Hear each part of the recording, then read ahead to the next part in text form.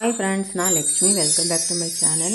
இன்றைக்கி சிம்பிளாக ஒரு 10 மினிட்ஸுக்குள்ளே ஒரு கிரேவி ரெடி பண்ணலாமா? காலிஃப்ளவரை வச்சு ரொம்ப சூப்பராக இருக்கும். பொரி சப்பாத்திக்கலாம் சாதத்தை கூட மிக்ஸ் பண்ணி சாப்பிட்லாம். எப்படி செய்யலான்னு பார்க்குறதுக்கு முன்னாடி நம்மளோட கேஹெச் கியூட்டி சேனல் ரெசிபியை சப்ஸ்கிரைப் பண்ணாதவங்க பண்ணிக்கோங்க. பக்கத்தில் இருக்க பெல் ஐக்கானையும் கிளிக் பண்ணிக்கோங்க. அப்போ தான் நாங்கள் போடுற ஒவ்வொரு வீடியோவும் உங்களை வந்து சேரும். பிடிச்சிருந்தால் லைக் பட்டனையும் ப்ரெஸ் பண்ணுங்கள். அப்போ தான் நிறைய பேருக்கு இந்த வீடியோ போய் சேரும் மக்களே. வாங்க வீடியோக்குள்ளே போகலாம். இதுக்கு பார்த்தீங்கன்னா நான் ஒரு பெரிய காலிஃப்ளவர் எடுத்திருக்கேன்.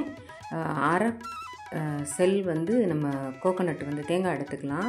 ஃபஸ்ட் இதுக்கான செய்முறை பார்த்துடலாம். எண்ணெய் வந்து நமக்கு தேவையான அளவு ஊற்றிக்கலாம். ஏன் தேவையான எண்ணெய் கொஞ்சம் நல்லா சேர்த்தனா நல்லாயிருக்கும். எப்போயுமே கிரேவி கம்மியாக வேணும்னா நீங்கள் கம்மியாக சேர்த்து செஞ்சுக்கலாம். 1 டீஸ்பூன் கூட சேர்த்துக்கலாம். 1 டீஸ்பூன் அளவுக்கு கடுகு, 1 டீஸ்பூன் அளவுக்கு சோம்பு, அரை டீஸ்பூன் அளவுக்கு ஜீரகம் சேர்த்துக்கோங்க. நல்லா பொரிஞ்சதுக்கு அப்புறமா 2 பெரிய வெங்காயம் நல்லா சின்னதாக நறுக்கிட்டு சேர்த்து நல்லா வதக்க போகிறோம். நல்லா வதங்கிடணும். கலர் வந்து கொஞ்சம் சேஞ்ச் ஆகணும்.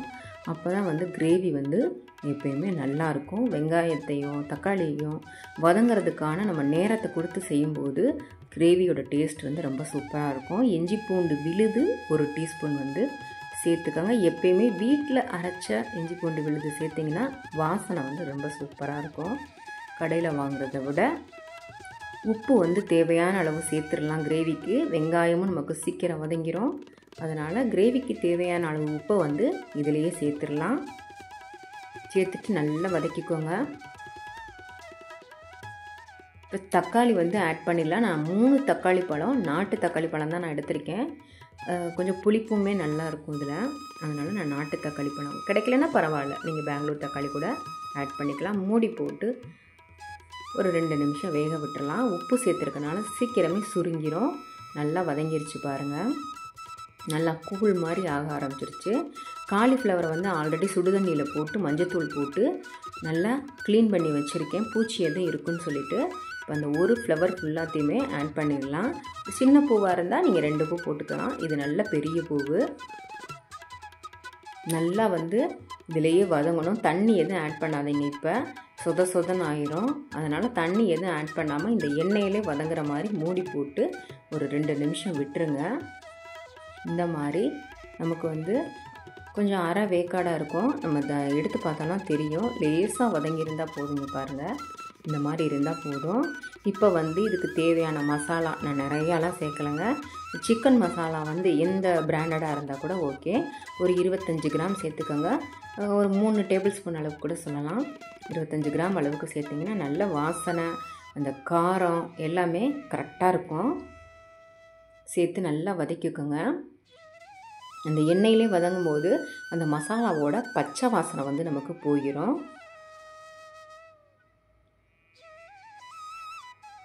இப்போ இதில் 1 டம்ளர் அளவுக்கு தண்ணி ஆட் பண்ணிக்கலாம். ஆட் பண்ணிவிட்டு மூடி போட்டு கொஞ்சம் நேரம் வேக விட்டுறலாம். பாருங்கள், நல்லா அந்த தண்ணியுமே இப்போ நமக்கு சுருங்க ஆரம்பிச்சு. இப்போ தேங்காய் பேஸ்ட் வந்து ஆட் பண்ணிடலாம். அரை மூடி தேங்காய்க்கு வந்து 1 டீஸ்பூன் அளவுக்கு சோம்பும் 2 டேபிள் ஸ்பூன் அளவுக்கு பொட்டுக்கடலையும் சேர்த்து அரைச்ச விழுதை வந்து ஆட் பண்ணியாச்சுங்க. அதிலே வந்து நான் சுடு தண்ணி ஊற்றி அந்த மிக்ஸி ஜாரில் இருக்கிறதெல்லாம் சேர்த்து நல்லா வாஷ் பண்ணிவிட்டு அப்படியே அதை ஊற்றிருக்கேன். தேங்காய் சேர்த்ததுக்கப்புறம் நம்ம ரொம்ப நேரம் கொதிக்க விடக்கூடாது. ஒரு 6 நிமிஷம் மட்டும் விட்டுருங்க. அந்த எண்ணெயும் கொஞ்சம் பிரிஞ்சு வந்துடும். நீங்கள் வந்து கொஞ்சம் தண்ணியாக வேணும்னா தண்ணி சேர்த்துக்கலாம். சப்பாத்திக்கு பூரிக்கெலாம் கொஞ்சம் கெட்டியாக இருந்தால் நல்லாயிருக்கும். அதனால் நான் வந்து தண்ணி வந்து ரொம்ப சேர்க்கலை. இப்போ வந்து நான் அந்த சுடுதண்ணியை வந்து மிக்ஸி ஜாரில் ஊற்றிட்டு அந்த தேங்காய் விழுதெல்லாம் எடுத்துட்டு இப்படி ஊற்றிருக்கேன். ஒரு 6 நிமிஷம் மட்டும் கொதிக்கட்டும். கொதிச்சதுக்கப்புறம் நம்ம வந்து இறக்கிடலாம். நல்லா கொதிச்சிருச்சு. இப்போ வந்து இதுக்கு வந்து மேலே வந்து நான் வந்து கொத்தமல்லி இலைகளை வந்து சின்னதாக நறுக்கி சேர்க்க போகிறேன்.